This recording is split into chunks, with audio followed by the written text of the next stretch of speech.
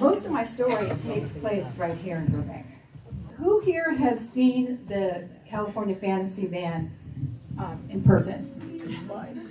Yeah, most of us, right? How about who has met my dad, Ernie Steingold, or talked to him? Yes, most of us. Those two are really hard to forget, and they are a big part of my story. Now, I was born in '63.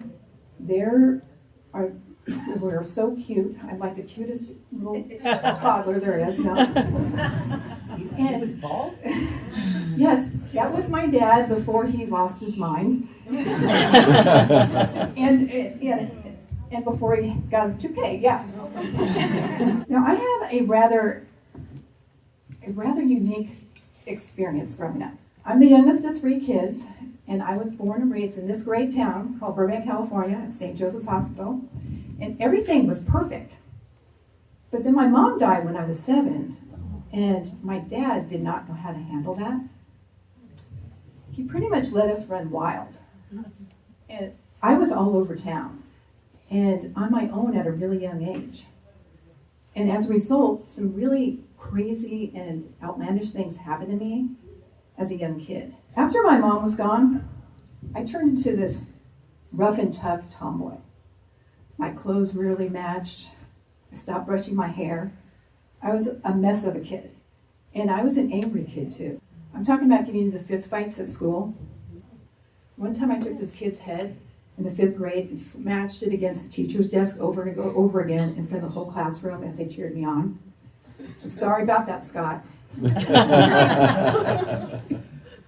I got drunk when I was 11 years old at one of our many house parties with my dad's permission, basically.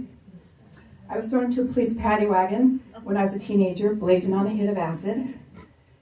And I was just always scooting around, getting bit by dogs. I got bit by a dog when I was 3, but I got multiple dog bites.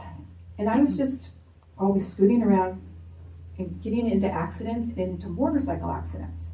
At 12, I reached a sort of tipping point where I got into a really bad motorcycle accident. And it was tragic. And it was the kind of thing that should never happen to a 12-year-old. At that point, I realized I was going to have to figure out a lot of things on my own. My dad was a very loving person. I always knew he loved me. He's a very charismatic, ostentatious bodybuilder who really loved attention and didn't worry about us very much. He was in his own world.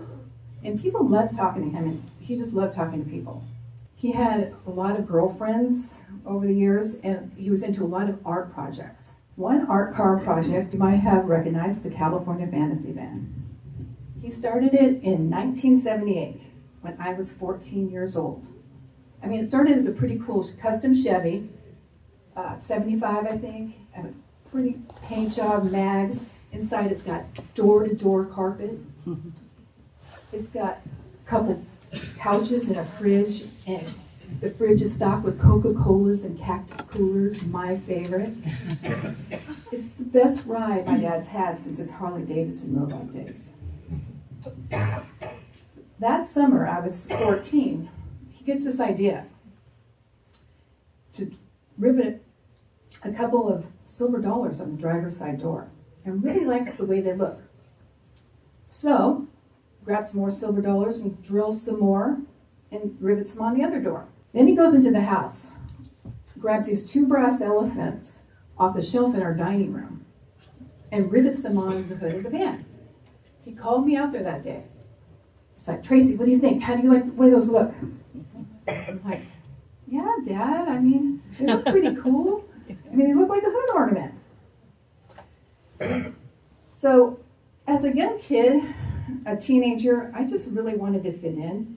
I wasn't looking for a lot of attention. But my dad is the complete opposite. Over the summer, he just keeps riveting more silver dollars, hundreds of them. And my dad is a vacuum cleaner man, and he has his own vacuum cleaner business, and he's just taking his hard-earned money and riveting it all over the van. And it took my college fund, seriously. Not only that, he keeps going back to the brass store, buying all sorts of brass ornaments. He gets those animal figurines and brass belt buckles and coats of arms, brass bells. The thing starts to shine like gold, and it jingles as we drive down the street. I'm like, why is he doing this to me? And so my first day at John Burroughs arrives, and I need a ride to school. And so coming through the back gate that morning, I catch a glimpse of the horror of my dad's van. And my heart just sinks. I'm like, oh my God, the van. I need a ride to school. I forgot. How could I forget about the van? My dad loads up his vacuums for delivery, and I take my spot in the captain's chair, riding shotgun as usual. Before I know it, we're cruising through the neighborhood, past the Coral Cafe. You see one guy going in the restaurant, stops and stares. That's the new norm. Everyone stops and stares. This is my dad. He checks himself in the mirror. Accentuates the curls of his mustache. And checks to make sure his toupee is straight on his head. My dad, he attracts as much attention as the van does, and people stare at him too, which I find just as annoying. So up ahead, as we approach John Burroughs, I start to panic. Seriously. And I'm about to get royally embarrassed by my very own dad. Up ahead, I see droves of kids outside of John Burroughs. Surely everyone's gonna see me as I get out of the van. This is a nightmare. My worst fears were realized as we pull up and I get out, and everybody, and I mean everybody, stopped and stared. I don't know if you remember, Kelly. You were there. As I get out, and I'm looking for a friend. Anybody to like comfort me in this weird, awkward moment, but I don't see any of my friends. Just looks of confusion and blank stares, basically. As I go up the steps, I hear my dad like drive away. He's like jingled away. I just didn't look back. I'm like, I thought to myself, the next time he takes me to school, there's going to be no doubt about it. I'm going to have him drop me around the corner.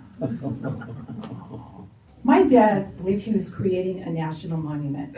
He really thought that, and I just thought he was nuts, seriously. But once I got away from home, I discovered that I enjoyed telling people about my dad and his crazy brass band. It seemed to bring joy to people, so I decided to write a book about everything that happened, called Drop Me Around the Corner.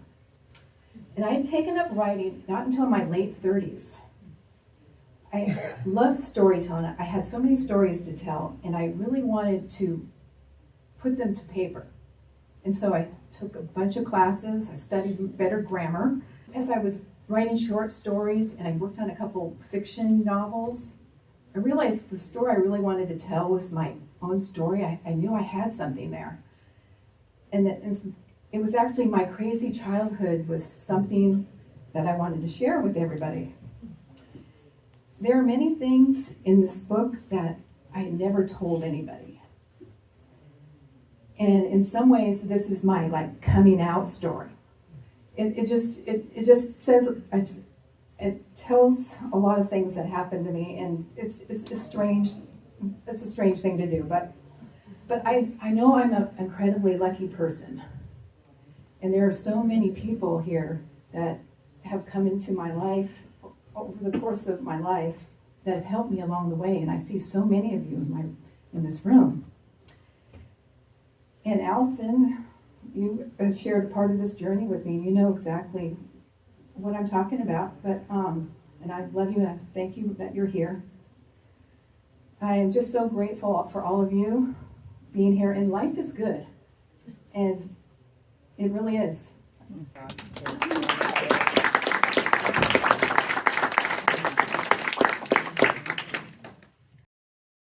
Another piece of his own character to his mobile collage.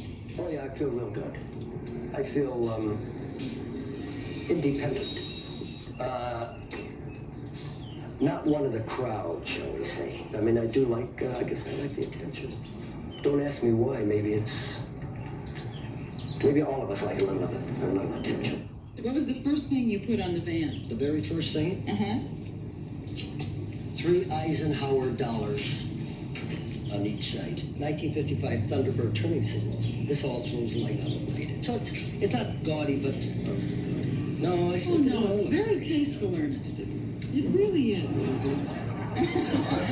This here's been a copy of a New York water meter. I put that in there and I thought it was rather cute. Half the time I come out, it's always open, which means somebody's looked inside there. This is the belt buckle section. Belt buckle section, right? If you got a Yeah. Coca-Cola, we can open it up right here.